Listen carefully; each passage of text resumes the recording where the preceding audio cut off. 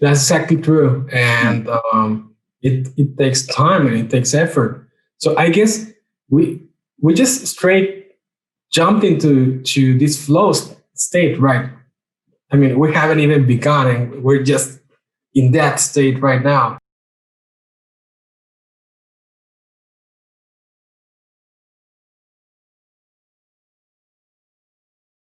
Good morning, Professor Barry Brownstein. I'm so happy and delighted to talk with you this morning.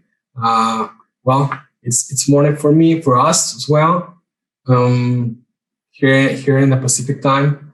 And I would just want to make a quick introduction because we're talking about before the recording began, and we jumped straight into this state of flow, just exchanging ideas and experience and talking about your book, which we're going to talk about a lot. But I just want to say that Professor Barry Brownstein is Professor Emeritus of Economics and Leadership at the University of Baltimore. He's the author of The Inner Work of Leadership. Barry is a senior contributor and at Intellectual Takeout and a regular contributor to the American Institute for Economic Research. And these are both publications where I read most about your work, most of your articles. And also, he writes pieces for the Foundation of Economic Education. His work focuses on problematical mindsets that inhibit societal, organizational, and individual flourishing. And I'm so happy that I'm a reader of yours. That's maybe that's a pretext, an excuse I found to have the guts to look for you. I think I wrote an email to you. Yeah. I guess we connected on LinkedIn maybe, and then Facebook, and I started commenting on your articles, and I had this idea about doing this interview. So I'm so happy, and welcome, Professor Brownstein. It's an honor to talk to you. Thank you for inviting me. And I'm amazed about, we were talking that last night I got myself to finish your book, which is probably the thing I'm gonna ask more about. Okay. But I think this is fantastic work, The Inner Work of Leadership. And I just want to say that, I mean, because we exchanged some emails, we exchanged some comments. It took me about 2 months to finish it, not because it's very long, which is it's about 277 pages, more or less. Mm-hmm. But because it's a course, it's not just a book. It's not the book that you read for next week class. It's longer than that. It's bigger than that. And it takes a lot of guts, I would say, to go through it while you're actually doing the work and looking inside yourself to fix stuff that I think we all need to fix. Yes, some things take a great deal of guts, even simple things. Like here's an example. I used to have my leadership students, go home and sit in a chair for 15 minutes with no book, no tablet, no phone, just sit in a chair for 15 minutes as an exercise. Okay. And everybody's looking at me like, you're nuts. Why is, sitting in a chair for 15 minutes an exercise? And then they'd come back the next class, and some of them would say, that was the hardest thing I ever did, to just sit in a chair for 15 minutes. And again, just sit, nothing else, And because they started to see all their thinking in their head, and it started to freak them out. They were unaware of all the constant stream of thoughts that go through their head all day. And they were very uncomfortable. So the whole world, people run from those thoughts. They have habits, they all have habits, excess food, drinking, drugs, blah, blah, blah, blah, blah, all to try and escape from our thinking. So to, confront your thinking and to be more aware of your thinking, you're absolutely right. It does take guts. It does take guts because it's easier in the world to distract yourself from your thinking by all types of things, so you could work, you could do this, you could do this, you do this, and you never get to see all the things that are really, getting in your way of success and a happy life because the fact that you never confront those inner things, those inner problematical mindsets that are getting in the way. So you're absolutely right. In my book, I try and expose those mindsets. I can't change the mindsets, for anybody, but by being more conscious of it, it automatically starts to change. Often I'll hear from my wife. She'll say to me, if I'm in a bad state of mind, she'll say, open up your book to this page and,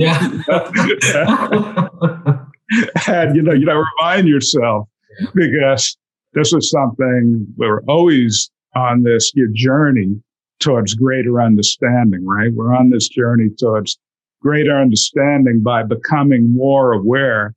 I like to call it a process of not adding anything onto your life, but subtracting what's getting in the way, right? We always think there's one more thing to add. If I add this, then I'll have it. Yeah. But really, it's a matter of subtracting things that are getting in the way, not adding anything. There's a lot of things I can say and a lot of questions to make. I just want to, before I forget, I just want to say that it's not about the time that it can take to read a book or go to a course. There's also a lot of will and also a lot of effort.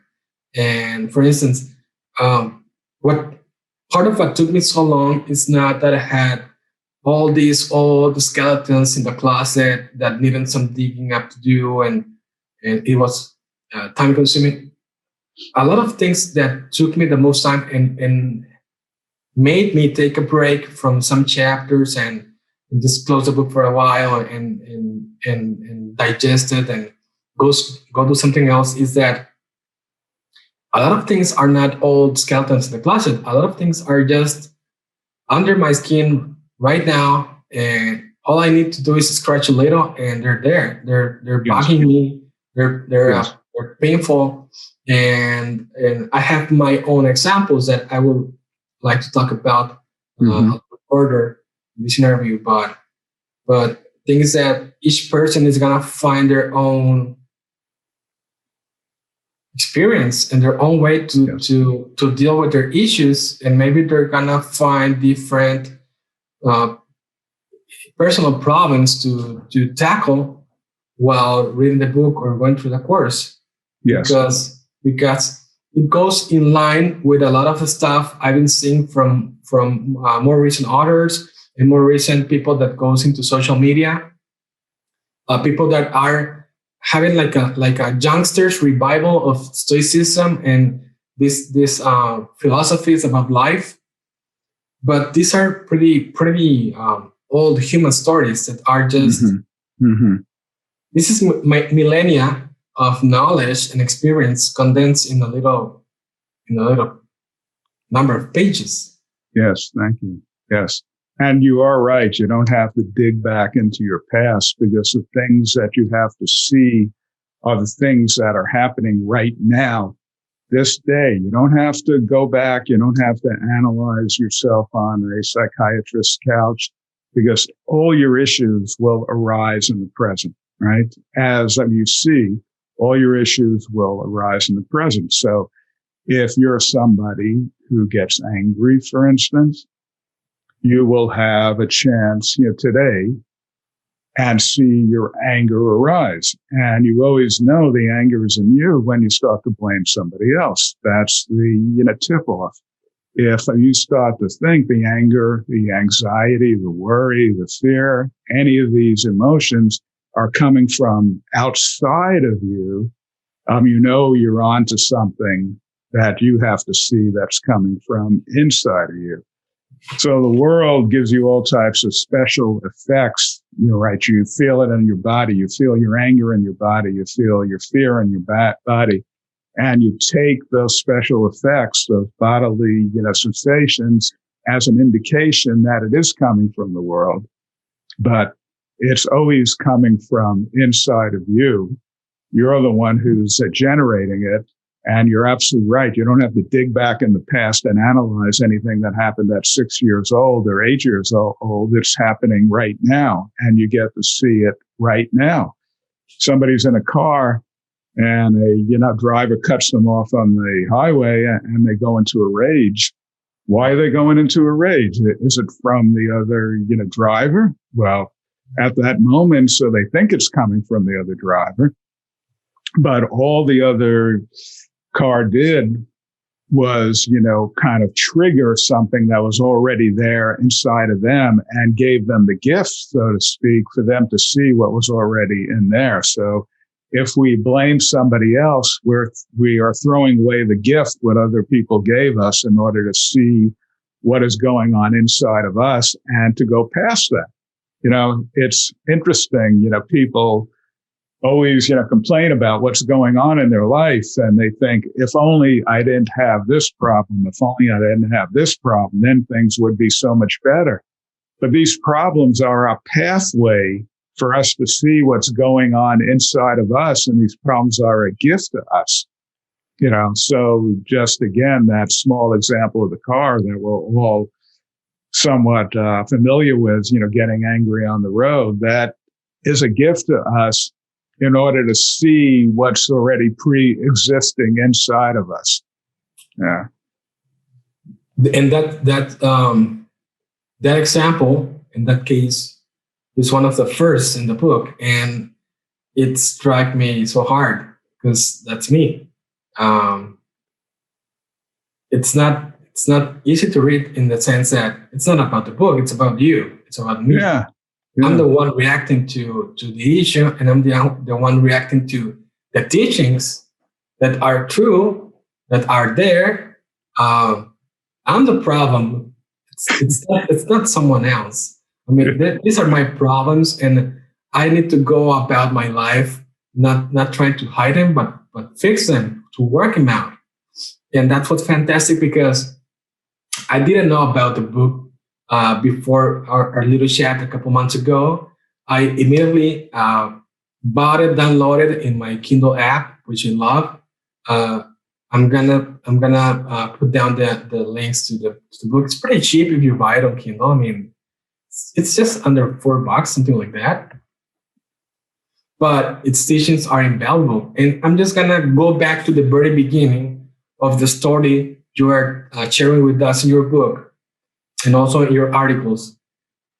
And it's the thing that you point out. I guess it's the very first page, second page, is that how come an economist is teaching classes, MBA courses on leadership? So what's the deal with that? Well, that goes back now about 25 years. And we had an executive, graduate program. So the executives are kind of fussy about who gets in front of the classroom. They don't want their time to be wasted. They want actionable material that they could use. So I was, fortunate enough that they thought my economics course was actionable. Hayek and all this other stuff they thought was actionable, and it is actionable, because if you understand, if you're in your business and you understand that, that knowledge is, in fact, decentralized, you start to give up, control. You start to flatten the hierarchy in your business, and you're more, successful in your business. So anyway, to make this story short, they found the course was actionable, and they asked the dean for another course. Could I teach another course to them for this executive program? So the dean said, "Okay, Barry, could you come up with another course? I'll support you in any other course you're interested in teaching." So I thought Hayek's ideas and Mises' ideas and some of the others were also very actionable to leadership also. So I said leadership is something I'd be interested to teach. So he said, fine, I'll give you 6 months and a budget in order to prep this second course. And I did. And then I started to learn, the field. And I was able to integrate other interests I have. And it became a very successful course. And I started to do corporate training after that. And it was all quite wonderful, because to integrate Hayek with spirituality and all this other stuff, it's, great fun. It was always a great privilege in order to be able to teach this stuff. So I enjoyed it a great deal.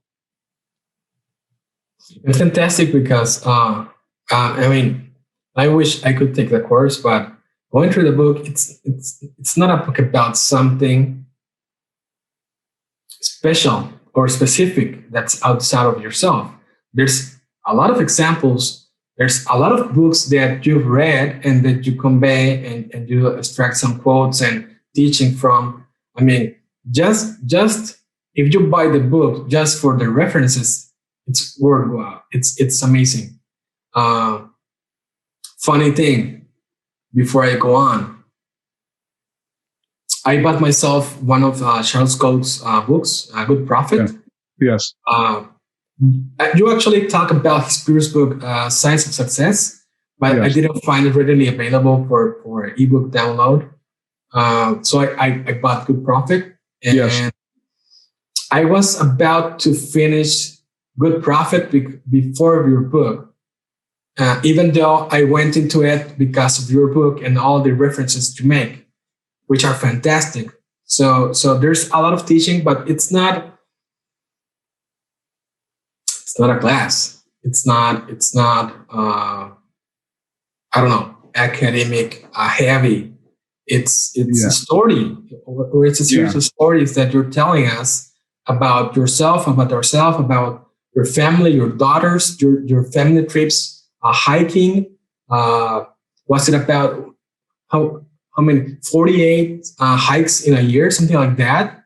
Well, there, in our area up here, there's 48 high peaks, and we started it as a family project when our twins were 7 years old. We started to train and hike these 48 peaks. Some of them are easy. Some of them are very challenging. They involve very difficult hikes, 20 miles in a day and whatever. So we grew as a family in our capability, and it's not only physical training but psychological training. And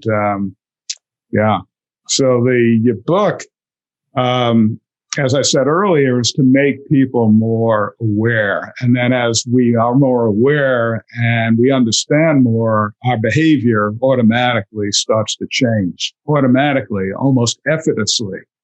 And I've heard it's been, gratifying to hear so many stories from you people about how all of a sudden they started to act uncharacteristically. They understood something in the book, they integrated it, and then all of a sudden they started to act with no effort uncharacteristically.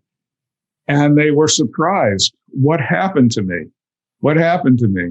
Well, who they thought they were wasn't really the person they actually were. So early in the book, you could remember this story from this student who uncharacteristically found himself on the highway. He was always a hothead. He would always chase other, cars down if he felt they were bad drivers. And one day, a car cut him off, and uncharacteristically, he didn't react. And he said, "What happened to me? What did this cost do to me?" Because he thought his identity was to be a hothead. And then he found out it wasn't. That identity to be a hothead was a fake identity. So, to get back to the hiking question, you're going up one day, a very challenging hike, and our twins were about at the time, maybe 9 years old. And there was this, group of macho men. And Yeah. they were actually scared. Our kids weren't scared. So at the trailhead, they said to our kids, "Oh, haven't you heard this is a very dangerous hike, blah, blah, blah." They were, trying to be funny, but it was not funny. And in the book, I explain about an hour into the hike so that, a group of, macho men had to turn back because they were already injured on the hike and they already had to go back. And our kids, because of their preparation, not only physical preparation, but psychological preparation, finished the hike easily. So, do you remember the name of the mountain? I recall the story that says it's very windy and so many people have died over the years. Yeah. It's very quite interesting that even in the summertime up over here, because of the winds, because of changing weather patterns, Washington is the mountain. And because of the winds, we have hurricane force winds over 100 days a year on that mountain. And wow. You can be going in the summer in the valley and it's 80 at the valley. And then you get up to the summit and it's 45 and there's hurricane force winds. And if you're not prepared, it can be, deadly. So yeah, there's a great deal of preparation that goes into this sort of thing, as it is with all things that are valuable in life. There's a lot of preparation, right? And so, but it's a fantastic example because it goes right into the heart of the question about leadership. And the interesting thing about this, your work, your teachings, your book, your articles, is that leadership is not about controlling others, rather controlling yourself. Or it's not about planning everything and being through it just because you impose it on everybody else. It's about you becoming someone. I guess there's a word towards the end of the book about we're talking about the Gory Company. I guess the WL Gory Company, where you have to form a fellowship and people gravitate towards you as a leader and people choose you as a leader. Right. It's about you doing the work and bringing people in. Yes, absolutely. There's an old saying, he who cannot even, control themselves should hardly seek to control others. Right. But people who can control themselves are always trying to, control others, and it doesn't work out very well. And as you said, and, Gore Company has a very flat model where the role of who leads is always changing, depending upon the project. It's a function of the project, and you have to attract leaders. You have to attract followers by your ability in order to lead for that project. If you have no capability to lead for that project, then somebody else gets to step forward. Just think about how it is today. It's quite the opposite in political situations. You have somebody who has power, and then even if they have no capability for the issue at hand, they still get to hold power and still get to issue orders over others. And it quite often ends in disaster for the country. Oh, yeah. That's everywhere. There are so many examples, current and past. Yeah, and it's only going to get worse because clearly we're in a situation now where your populations all over the world seem to be attracted to more authoritarian your politicians, and the rise of all these authoritarians are a function of what people want. Sadly, it's a function of what your people want. So your people have trouble believing in emergent order, where problems can be solved through emergence. I speak about that if you're going up a staircase in the dark, right, you only get to see the third step when you're on the second step. You get to see the fourth step when you're on the third step. You don't get to see the whole staircase if you're in the dark. And so often what we have in your life is like going up that your darkened staircase. We think we're in control of our lives, but we're not actually in control of our lives. And we need to adjust. Our plans have to adjust. And emergent order is a real thing. Spontaneous order is a real thing. And so many people are only capable of knowing planned order. I once had a colleague who was proud of saying he could tell you exactly the place he was going to be 5 years from now. And wow. How could you plan your life so well that you would know exactly the place you were going to be 5 years from now? It's actually not true, but he believed that. So many people, you do believe they're scared of something that's not planned. They're scared of something they don't have control of.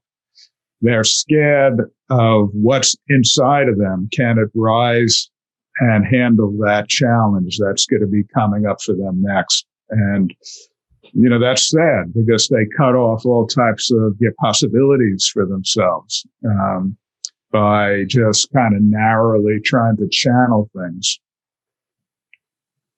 It is pretty interesting because so far we've covered that you're an economist and you turn into studying, practicing, and teaching leadership and incorporating those economics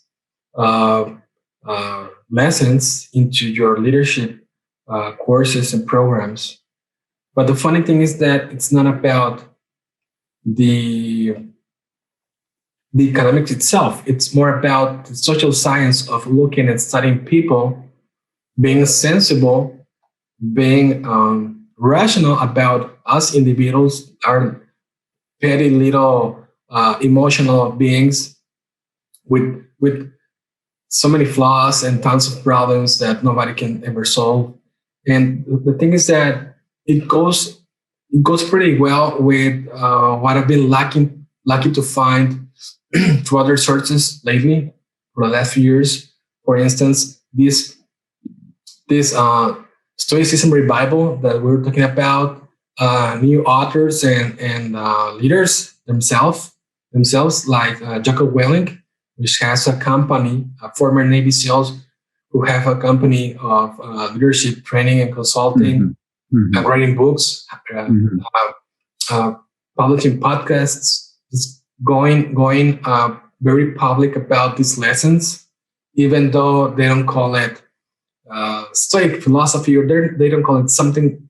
The lessons are there, and there's a new hunger, and I bet it's gonna grow. There's a new hunger for these teachings and these lessons. There's a vast audience. I mean, I'm just a new guy in this. The funny thing is that your economics studies, as far as I can see, they teach you about spontaneous order, the dissemination of knowledge, that nobody possesses all the knowledge there is to be. And you're talking about emergence, the emergent order from doing things and compounding and finding new ways. And that's why I'm loving the work and the book by Charles Koch about market-based management, because those lessons are not about graphs and statistics and numbers. They're about people, and people have different aspects, different facets. We're pretty unquantifiable and unpredictable and irrational. And the great thing, or the overall theme, is that not only in your work, but in the work of others like Welling and Peterson and the Stoics thousands of years ago, is that control is not about you. Mind control is not about controlling others. It's about you. Mm-hmm. For instance, I recall one of the teachings of Epictetus about losing his leg. It's pretty much he says, "Well, it's just a leg. I lost it. I'm not getting it back. So what? I'm an imp. So what?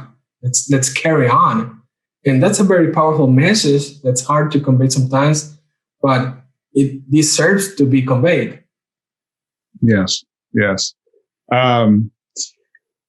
So many people, it's all about trying to, control things, and it doesn't work. And as you say, these are your lessons that have been taught for thousands of years. In the book, I talk about D. Hock and the Visa Corporation.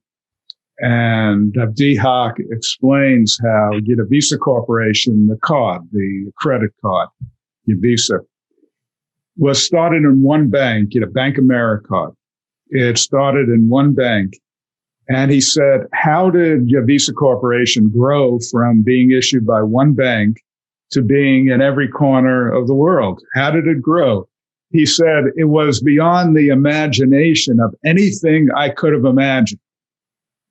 If I would have tried to imagine it, even if I would have gotten the best minds on the project, Visa Corporation would still be in one or two or three or four banks. How did it grow? Because he set up a decentralized system, a totally decentralized system where no bank was able to control any other bank. And that's how he grew it from one bank to every corner of the world knows your Visa card, right? Isn't that an unbelievable, story? Because, most people naively would think, well, there had to be somebody had a great master plan. They had to have a 500-page, a 5,000-page volume with step 1, step 2, step 3. And D. Hock says, no, we didn't have that plan. It was totally emergent. Was totally decentralized, and it was based upon reciprocal rights. So the same way in a system where people have freedom, your rights are only as strong as the fact that you understand and honor somebody else's rights, right? And your right is only as strong if you honor other people's rights. That's true. If we're going to have freedom in a society, well, it's also true in a well-run business. D. Hock, I use that as a principle that, Visa Corporation would honor each person and treat each person the same way. And we're not talking about that they gave everybody the same title. Like, I don't mean each person was treated the same way and that they had the same salary or the same title, but they were treated the same way psychologically. They were seen as valuable people who had something that they could, contribute. And that is a real state of mind. So often in a, firm, it's about the privileges that you can get as opposed to what you can give, having an outward way of seeing it as opposed to an inward way of seeing it about all the things I'm going to get. You switch it around, and how much am I going to be able to give to others? And this is a fantastic introduction to the concept of your true self. Please tell us about this true self. Who is that? I mean, where can I buy it? yeah. That's, yeah, that is the $1 billion, that is the $1 trillion question. Yeah. And I'm glad you asked it because it's a journey of a lifetime. The true self is not something you can think of. It's not something you can grasp. It's not a concept. Okay. And now it has to be expressed in words, right? But your words are a shadow of the truth. So it's like the old saying, a finger pointing at the moon is not the moon, right? So anything I say about this concept is words. So that's the first thing we have to understand over here, that my words are not the truth. Okay. But the best way to get at this is to see this as a matter of subtraction, right? You know, those days, we all have these days where we're totally peaceful, where our mind is not filled with our problems. I have to do this. I have to send an email to this person. I have to tell this person that. You know how, right, you get up in the morning and there's a moment that the day is fresh. And then all of a sudden, the day kicks in and you feel your physical pain. And then you get in your shower and you start thinking about the day ahead, and you start thinking about your problematical colleague, and you start thinking about a problem that your kid may have, or a problem with your finances or whatever. Well, we're getting further and further away from our true self. Your true self is the part of us that is connected to all things. Okay. The physicist, contemporary physicist Bohm, he called things that truth was an infolded order, where everything was folded into everything else. Now, that's a concept that's impossible for us to even imagine. How could everything be folded into everything else? But that's what the great spiritual, instructors, all throughout history also pointed out the same thing, that there's a wholeness, that underlies what we see with our senses. Our senses see separateness, right? We see separate bodies. We see separate nations. We see separate tribes. We see separate interests. And our senses don't point to the commonality that lies beneath that. Okay. Every single human being has one thing in common. We all have a right mind and a wrong mind, and the capacity to choose between that. By that, I mean, we all have the power to choose between our true self and our ego. So it's so easy to see, and in the world right now, we see a tribalism growing, right? Everybody's focused on their own tribe, and they're not seeing the connections between humanity. We're not seeing underneath it all, we're all the same, that connections. And so I guess I'm not really getting at it, because it's a matter of subtracting everything that's in the way. We start to become more aware of everything that's in the way of the true self. And then as we are open to, removing that, then what's left is the true self, is love, is wholeness, is peace, is assurance. All these things are characteristics of that true self, but they're not the true self itself. It's all the things you find in the true self. But how do you get there? You become more aware of all the barriers you have placed. Okay. So how do you become more loving in your life?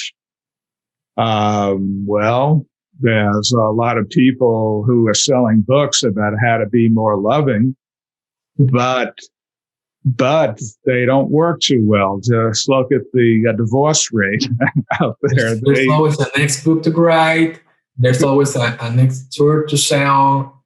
It's a big business. Yes, that's right. There's always a next technique. If I learn this technique, but you know already how to love when your ego gets out of the way. So the ego is the self-concept that gets in the way of the true self. When that ego gets out of the way, you automatically, you would know how to love. You sense what your partner needs. You're more attentive to your partner's needs because your ego, the me says, what about me? What about me? Right? The ego is always, what about me? What can I get? How could I get more of this and less of that? Constantly plotting. And even if the ego is nice, it's always its aim is to get more. And well, through that, you could never find that true self because that's found when your self-concept is removed. I mean, are you your name? Are you your country? Are you your height? Are you your weight? You're none of these things, right? There's something deeper. There's an essence in you that's connected to all other essences and folded into everything else. And my gosh, when you start to see that, you see that harming somebody else is foolishness because you're harming yourself. Your idea, even if you're psychologically harming somebody else, your idea of somebody else can never leave its source. Right? If you think badly of somebody else, well, that idea of thinking badly of somebody else still is in you. It's strengthened in you. Now, so there's no confusion over here. I just want to make this point. There's a difference between discerning something and judging something. So if you're on a street corner and see a car speeding down the street at 60 miles an hour, you don't have to judge that car in order to know you shouldn't step in front of it. Right. You can, you can just discern that the driver is speeding. Okay. But if you're standing there thinking that SOB, well, you've gone beyond just discerning and you're judging through your ego. But that idea of the other person never left you. All right. You thought you are getting rid of it and saying that other driver is the guilty person. That other person is the guilty person. Well, you're just strengthening your ego concept in you. So part of getting to this true self is to let go of your judgment. Easier said than done, but that's your part of it because the ego is a judgment machine. All day long, we just make judgments about everything. Yeah, when you begin to talk about ego, it's when I finally began to understand myself in the sense of what it will take me to do to uncover my true self. And because the true self is not something you can just say and define. It's something that it's not. It's something that it's subtracting, as you say. That's why maybe as a mental shortcut, thinking and talking about the ego is pretty important to me in the sense that in order to let go, to give up control, to give up authoritarianism, and as you say in one of your chapters, you have to surrender the I to the we, surrender to your team, is that you control that part of you, which is inside you, but it's not really you. It's the worst part of you that you don't want to be. And when you get rid of that or when you get that in check, it's when the true person and the person that is connected to others and cares about others can come out. Mm-hmm. Mm-hmm. Yeah. I mean, so many people, we identify with our self-concept And you can't, the first step in this, journey is to start to question that self-concept, that I concept that we've made up. We've made up this concept. I'm the kind of person who, I'm this, I'm that. And that self-concept, you can't help but have it.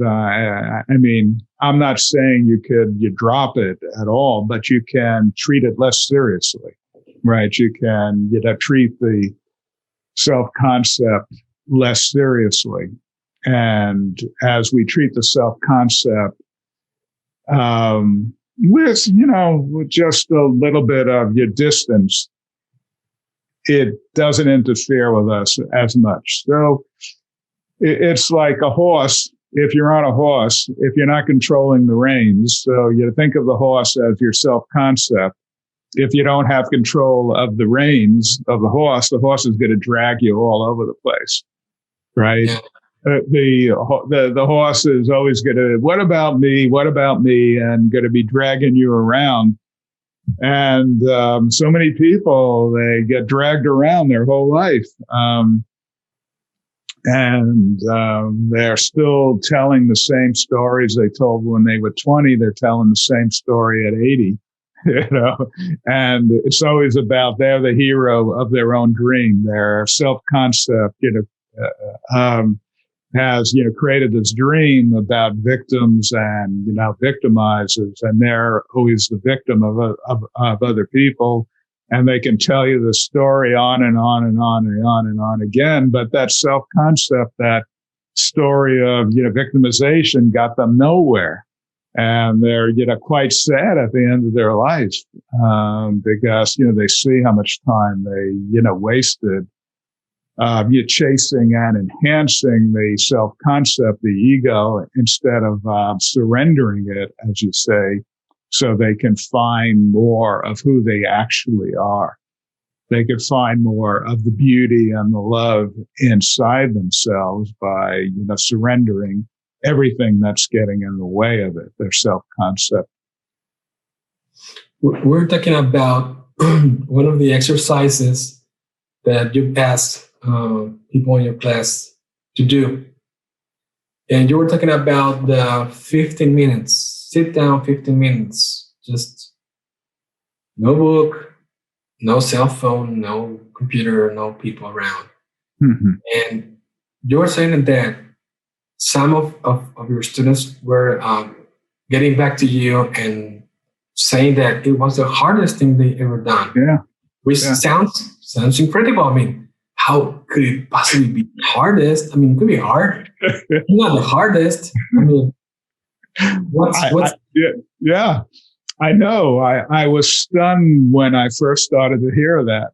I was stunned. And as I started to hear that, I knew it was a good exercise, because for the very first time in their life, they were alone with their thinking. They had spent their whole life trying to distract themselves from their thinking, their self-concept, and they never saw it before.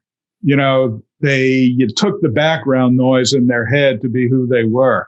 So when they were sitting alone for 15 minutes and their background noise was front and center, it was very frightening to them, because they had never done that before. They were never alone with that, and they couldn't stand it. They actually could not stand it. They could not stand it. And then, of course, they started to get used to it. And as they start to get used to it, then they could start to separate themselves from it. They could see, well, that's not who I am. That's just background noise that I have identified with for all these years. And even though I've identified with it for all these years, that doesn't mean I can't make another choice right now. So they started to make another choice but they first had to go through that unsettling period. If you've never done this inner work, there's an unsettling period where you've never seen your thinking before. And you start to, oh my God, what's wrong with me? Well, here's the truth. There's nothing wrong with you.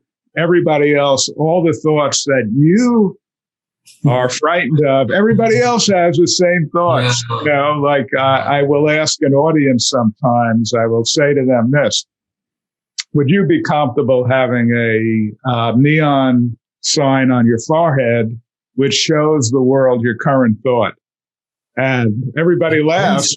Everybody laughs because everybody knows nobody would be comfortable with that, because everybody has the same wacky thoughts. You know, we have, 50,000 thoughts a day, and most of them are just fragmented and wacky and crazy. But that's what the ego and the self-concept does. Everybody's ego, everybody's self-concept is as wacky and crazy. But here's the good news.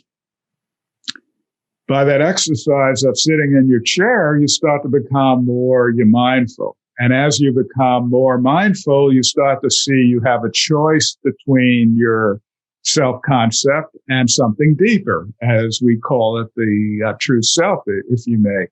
Okay, you have that choice to make. Most people don't understand they have a choice to make. If you ask 99% of people, why do you feel how you feel?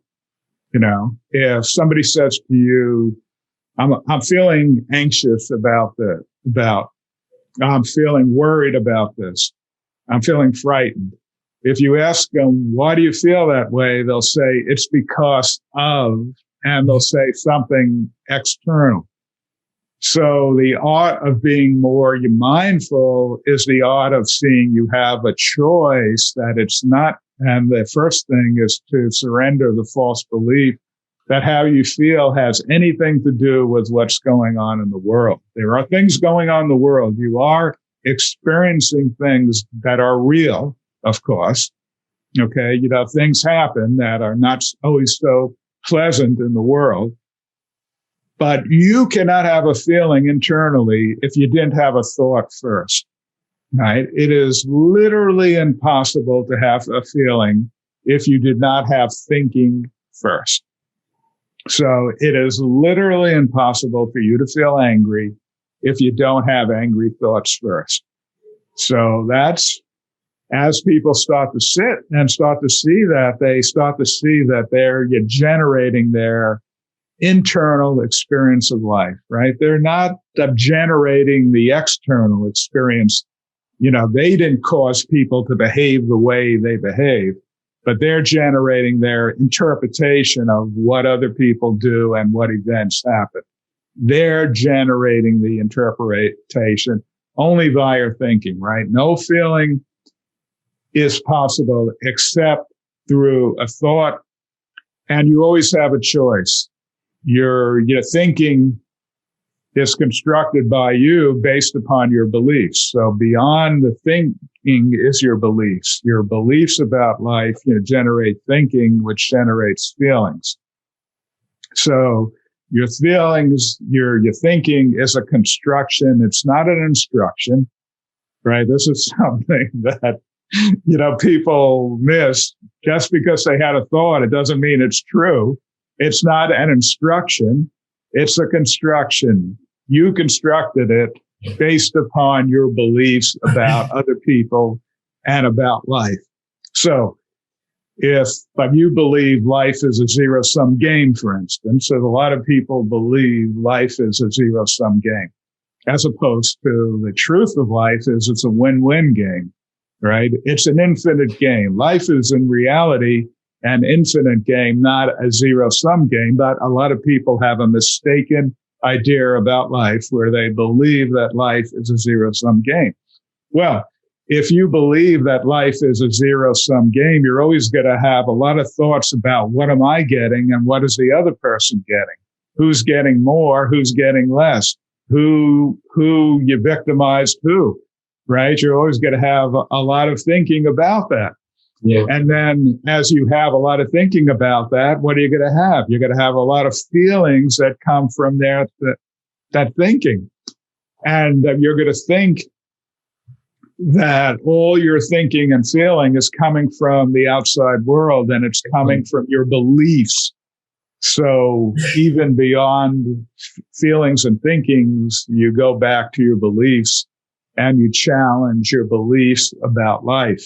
And I just gave you one. There are, many others we can see about life, which are false beliefs about life that just, get in our way and, create problems for ourselves and other people. And, that is the name of the book, to expose those beliefs, because then when we start to change our beliefs, we have a chance to change them. And then our thinking automatically changes. But many times we don't want to change. And those false beliefs, they're going to spawn and reproduce all the time, because the ego, the way I see it now, is that the ego feeds on fear and lies we tell ourselves. And we are nothing but fearful little crazy animals that are going to jump from a plane and are going to go skiing and are going to race driving, but we are too afraid to speak our minds. And that's where the important thing happens, and that's where it hurts. The thing about the banner on your head, that's true. I mean, one of the signs of trust and love in a relationship is when you begin to tell these dark secrets about, for instance, I've heard from partners that say, "Oh, do you ever dream of jumping off a cliff?" Like daydreaming, like in real life. We'll have those kind of thoughts and crazy feelings. Yeah. We just don't say them. Yeah. Yeah. So that's absolutely right. We all have them. We all share them. And just the flavor, each person's flavor of these crazy thoughts and feelings is a little bit different sometimes, but it's the same basic content. And what, differs us is how seriously we take them. Right? How seriously we take these crazy thoughts and feelings. We're all crazy. But the most mentally healthy people are the people who don't take their thoughts so, crazy. Now, the things that become problematical for a person are the thoughts that we hold on to. So if I had a thought, which I'm not having, but if I had a thought, I should punch a hole through my wall. All right. If I had that thought, it would just go in an ear and out the other ear. Like I wouldn't hold on to that thought. Okay. I don't know why I had that thought, but gone. As I said, we have 50,000 thoughts a day, but some thoughts we think over and over again. So for instance, some people have thoughts they're a failure. And each time they have a thought that they're a failure, they grab onto that thought. And then they have what some people call thought babies. They have thought babies about the fact that they thought they were a failure. What does this mean about me? How could I not be a failure? How come I'm a failure? Who's to blame for me being a failure? And more thinking. And as they have more and more thinking, they feel worse and worse. Well, if you have cut glass in your hand, it's like holding your fist closed around cut glass. And if you have cut glass in your hand, how are you going to feel better? The only way you're going to feel better is to open your hand and let the glass go. Open your hand and let the thinking go. And how do you let the thinking go? Well, there's only one way to understand. It's just thinking. It can't hurt you. You thought it, not the world. You thought it. And if you start to understand that, it becomes very easy to let the thinking go. If you start to think the thinking is coming from the world or it's about me, then your fist is going to be closed and you're never going to let it go. And that's why there's a great deal of, real human suffering each day, because people hold their fists closed around their particular flavor of cut glass, be it I'm a failure, I have a terrible life, or this or that. There's a million flavors of that cut glass, and they just carry around grievances to themselves and to other people, and they're suffering and they're bleeding. Because they have cut glass that their fist is around, and they wonder, why am I bleeding? Well, you're bleeding because you haven't opened up your hand and you haven't dropped the cut glass. So there's a great deal of human suffering that is completely not necessary. And it's tragic because the people don't understand about how the mind works, and they just don't understand it. Release for yourself. Yeah. Oh, that's hard. And that's a subtraction part of what you're saying, which this is about. It's about subtracting, not adding more, not clenching your fist, but opening. Yes. Letting it go, release. Yeah. And I wonder if we were to talk about purpose in dialogue, and because you provide some great examples in your book about some companies. What's the power of purpose and what's the power of dialogue for individuals, but also for companies, which resembles one societies? Yes. Yes. You could find a great deal of outcomes come from the purpose. People don't think enough about purpose. I'm going to give you first an example in your personal life. It's common, believe it or not, it's common for a couple to fight about how to load a dishwasher. Okay, this is a common argument. People say, no, don't put it this way. Okay. And then what happens? 99% of the time, there's a fight that happens over something trivial. But here's the thing. You knew ahead of time, if you say something about the dishwasher, it's going to end up in a fight. Yeah. Why did you say it? Your purpose, your hidden purpose, here was a hidden purpose. Your hidden purpose was to have a fight. Isn't that crazy? Your hidden purpose was to have a fight because you've had this, right? You've gone down this path before. You've seen it's led to a fight. So why do you do it again? You wanted to have a fight. That's your purpose. So if you shift your purpose into being happy rather than right, into having an good evening with your spouse or your partner, if you shift your purpose, then you see your partner, your spouse, uploading the dishwasher, and you don't like it. But you smile inside to yourself and you think, there I go again with something, thinking about something trivial. There I go again. You've shifted your purpose. Okay. Well, I need a new hobby. I need to work out, do something else.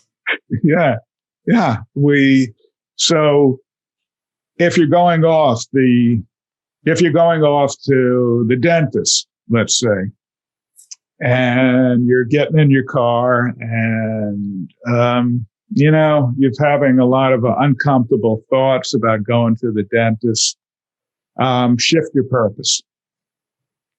Your purpose is to partner that day with your dentist in order to create good oral health.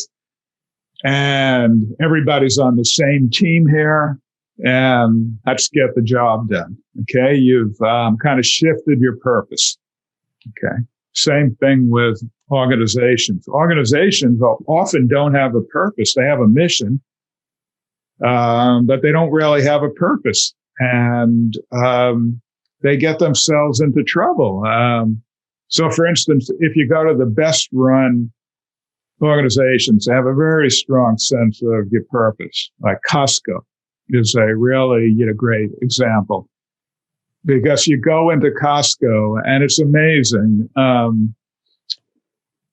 much harmony there is there, how much harmony there is in a Costco store. You have people of all nationalities, all shopping under the same roof with products which came from all over the world.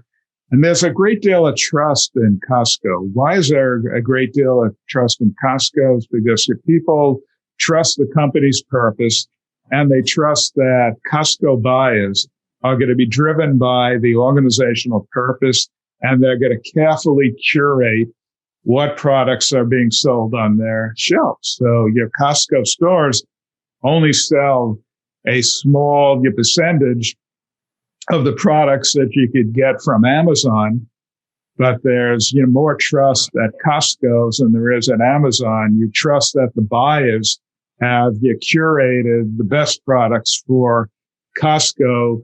I'm driven by organizational purpose. So, for instance, could you imagine a Costco buyer of goods and services? Could you imagine a Costco buyer accepting a bribe from a supplier? No, it would be impossible because of the strong sense of corporate purpose. It would be impossible. But could you imagine a government agency being bribed by, let's say, a pharmaceutical company? Could you imagine that? Sure, you can imagine that because there's not the same strong sense of purpose in the government agency. So your purpose is very, very important. Yeah, and incentives and purpose could be a very powerful incentive to do or not do some things. Yes. What about dialogue? Because there's a chapter about engagement, and engagement, for most of the book, you talk about engaging yourself, but there also comes a time when you have to go outside of yourself and engage and have a dialogue with others. So what can we say about that? What's I don't know, maybe the universal lesson we can get about talking, but also listening, and really listening, not just to the rebuttal, as you say. Yes. Or as we say, just to reply with something harsh. Yeah. But to build something new. There's a beautiful part in your book about building something that wasn't there before the dialogue. Yes. No, absolutely. And you hit it on the head. You hit it on the head when you say you don't listen to merely, respond. If you're listening to respond, you miss so much. And even people that you would disagree with have something to teach you. I find that it's amazing how much that you can learn. So, for instance, I always find it fun to engage when I have a craftsman in the house, when I have a plumber or somebody else in the house who's going to fix something in the house. I always enjoy having a conversation with them if they don't mind conversing with me as they go about, their work, because their perspective often has something to teach me about, something other than plumbing. I'm not just talking about their perspective about plumbing, but, some issue will come up in the conversation, and you will listen, and you don't listen to, respond. You will listen to hear what's different, what's new. And out of that, it's amazing. Well, as you know, on social, media, so often there's no listening going on. We're just there to make the other person wrong, and then we get more hardened in our view, and which is fine to have a view, but you can't grow as a person if you're not going to hear somebody. If you're not going to hear what's being said, there's no chance for something new to emerge in you, right? There's no chance to be touched by what somebody else has to say and find out what you have in common with them. You actually have, you may have something in common with them, and you may be able to build a bridge to, go beyond your differences. So when I learned this early on as a faculty member, well, not so early on, it, it took me about 10 years.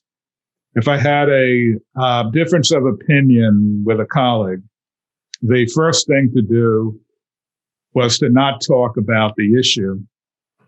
The first thing to do was to find out what I had in common with them and to talk about something we have in common to build some trust first, and then, get into the issue. And then with an atmosphere of trust, then people are more able to hear what you knew, and you build something, not build a compromise, but build a new third way.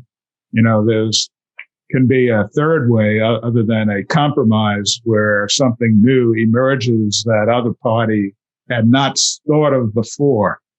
Just something completely new that either party had not thought of that meets everybody's needs plus.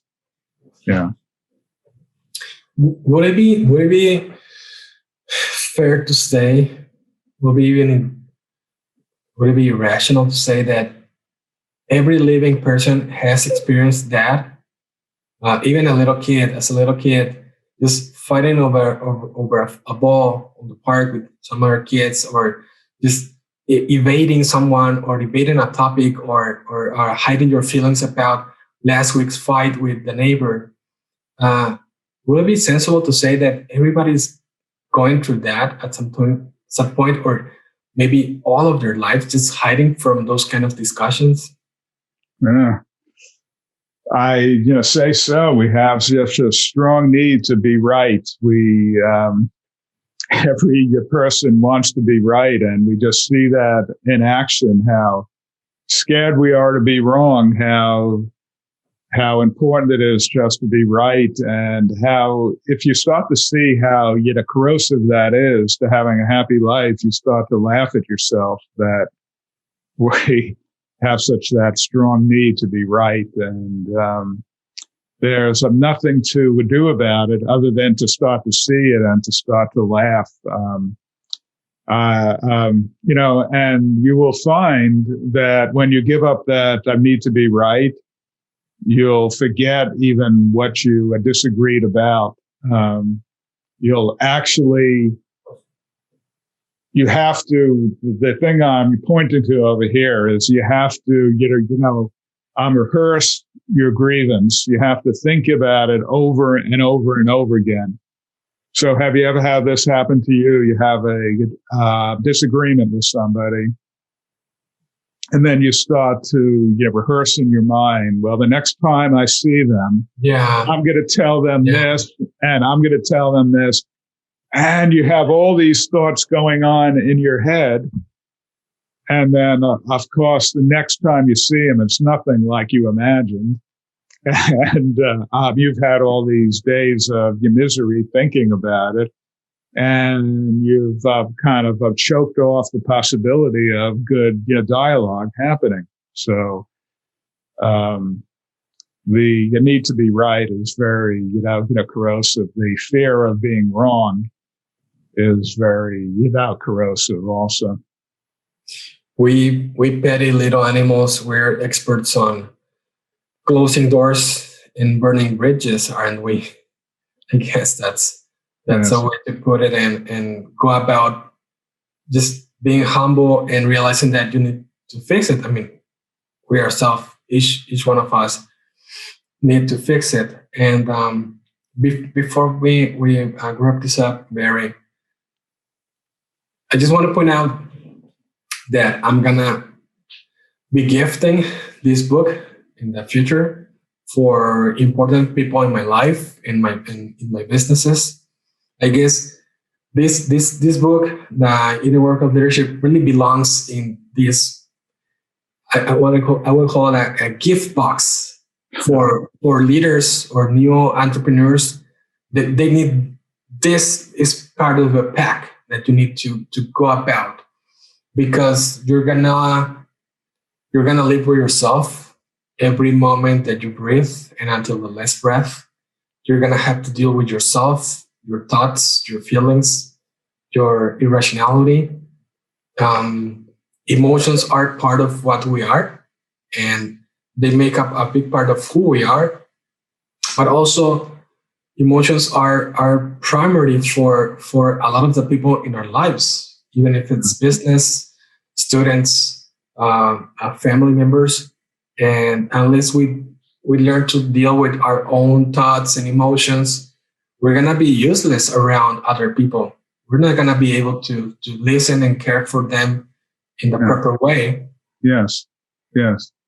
It's an honor to hear you say that you found my book so, valuable. And I, thank you for that. And you're right about feelings are the pathway to our growth because they show us where we've gotten off the track.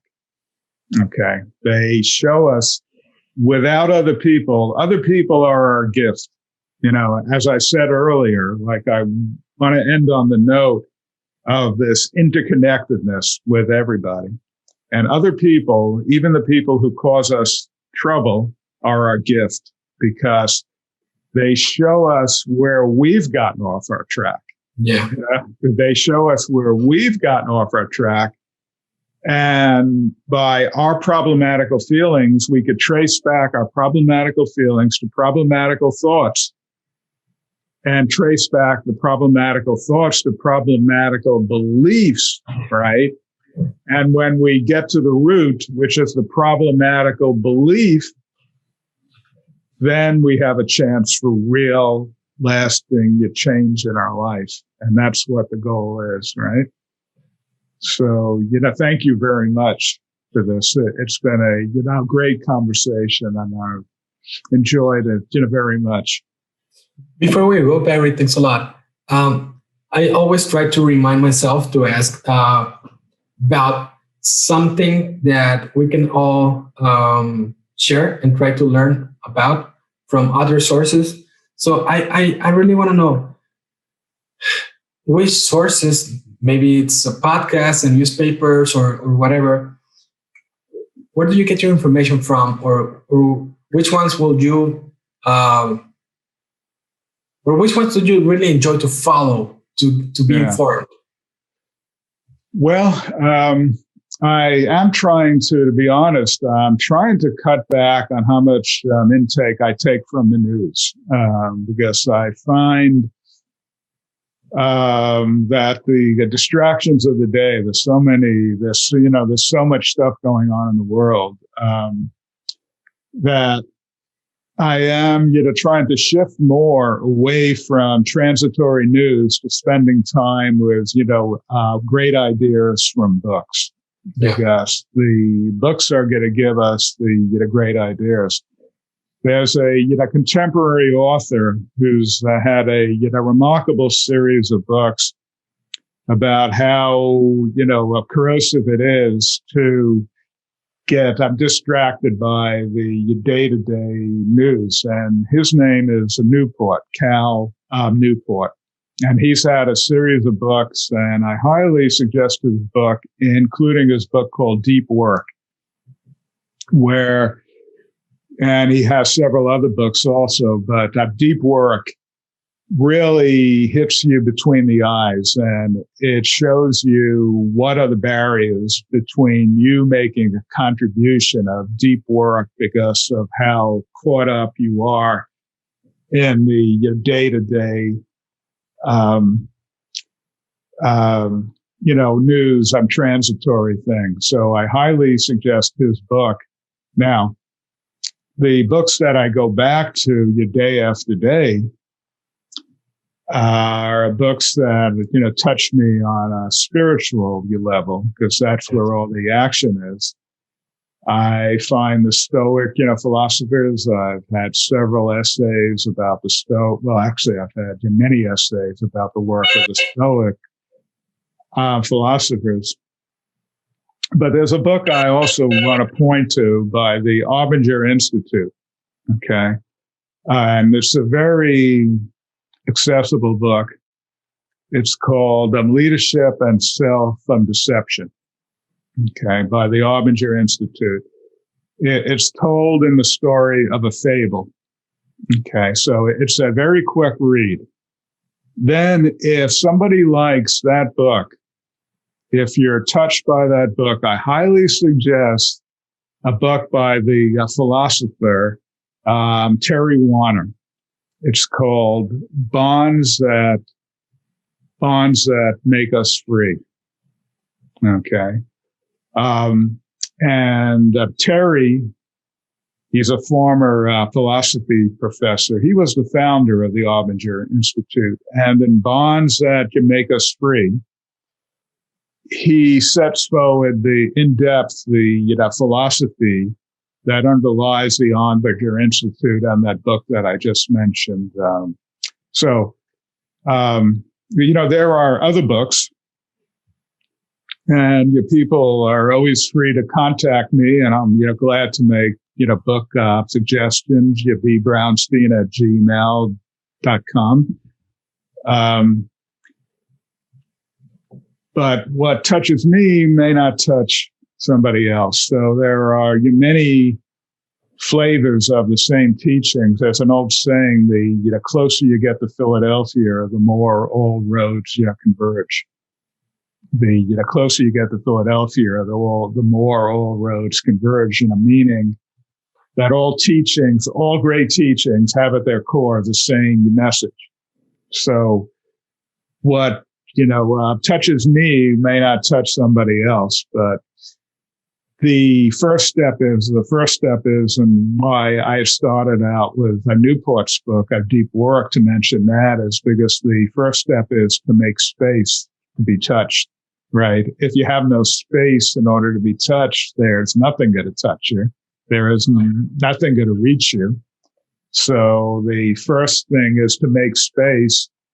And the old saying is, when the student is ready, the teacher appears, right? So when you made the space, the books will appear. The books and ideas will appear that will touch you the most. Your very first page in the book, the preface, begins with the word gratitude. And I'm going to close this with the same word. I'm so grateful, Barry. As I said, I'm a reader. I try to follow your work. Just finished your book. I will share this information in these books. I will provide links in the details in the description of this video once it's up. And I have nothing but deep gratitude and happiness that we made this happen. Thank you. Yes, I do too. It was a great conversation, and I too have great gratitude for you and for your work too. So thank you very much. Have a great day. So okay, bye bye. You're in the same field as I am, and the fact that you see connections is great, because it is all connected. So it is great. And the fact that you're comfortable with the spiritual aspects of things is also great also, because some people aren't as comfortable. Yeah. I haven't thought much about that spiritual component. I know it's very important. I have a question about the story about the rabbis and the janitor. I didn't get the joke in full. I'm not that familiar with practice in Judaism. Yeah. Although I have my family ancestry, there's a huge Jewish component that got lost in migration and got lost in how do you call that when you conversion? Right. Yeah. It's a crazy story, long story. But there's some of that in me from my mother's side, where there's a lot of Jewish things you can see. Even in the mantles they use around the house, and some practices, and the hair, this Sephardi black long hair that all my aunts and my mom have. It's pretty amazing. Yeah. But then, I didn't get the joke in full. Well, the point of the joke is, and it does cut across all spiritualities, is that in order to accomplish anything, we have to empty our mind of our self-concept. All of us have our self-concept. And our self-concept always about is us being a doer of things. It's up to me. And, there's a big difference between the heaviness of thinking I'm the doer and having things flow through you. So, for instance, if you sit down to write, or if you're in front of a room and you have to teach, if you're thinking I'm the doer, then it becomes heavy. And there's all these, distracting thoughts that get in your way, and you're not in the flow of anything, right? Yeah. So, that if you're having a good class and you're in front of an audience, you're so in the flow of things that you're hearing things come out of your mouth for the first time. You're saying things, oh my gosh, that is right, right? Yeah. Because at that point, you stop being a doer. Now, you have a background of study, you've trained, you've practiced, but then when you're in front of an audience, or if you sit down to write, you have to empty your mind of everything and allow things to come, through you. So early on, when I first started to teach, when I was still a kid, I would get in front of a room and I'd be distracted by everything. If somebody had their head down in the back of the room, or if there was a heating noise or an air conditioning noise, I'd be distracted. And I'd get out of the flow.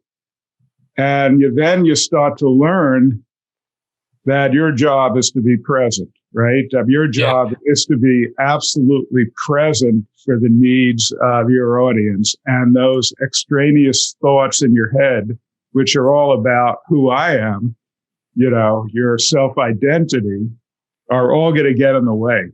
So, that joke really cuts across all spiritual, concepts.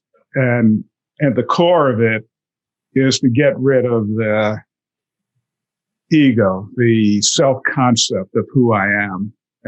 And that's easier said than done. It's a journey throughout our life. It's like peeling back an onion, right? Each time you think you see something about yourself, there's 5,000 other things you haven't seen yet, right? There's always more. There's always more. You think you've got it, and then, oh my gosh, as you see more, there's still more and more and more to see. It's just constantly, peeling back an onion about our self-concept that, gets in the way of everything. I agree. I recall the first time I went back to teaching about 3 years ago. And I was teaching at a new school, a school I didn't know. And I got these 8 semester economics students. It was my first time teaching there, public college.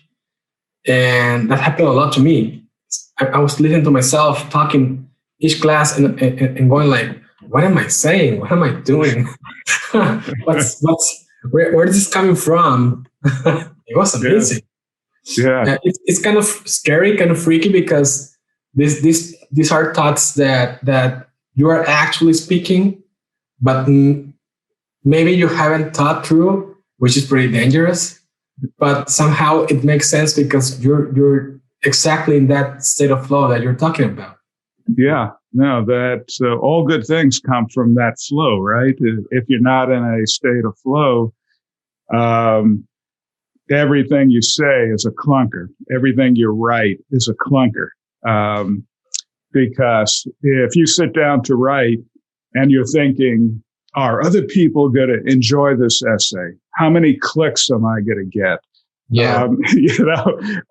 If you're thinking all those things, you can't write a single good sentence, can you? It's all going to be a clunker. Now, there is a time for editing afterwards, but during that first, draft, when you sit down to write, you just have to get into that state of flow and have it rip through you.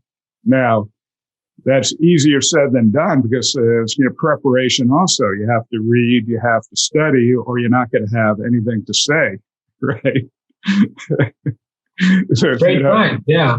Yeah. That's what a whole bunch of people don't understand. They don't understand. They have to also prepare.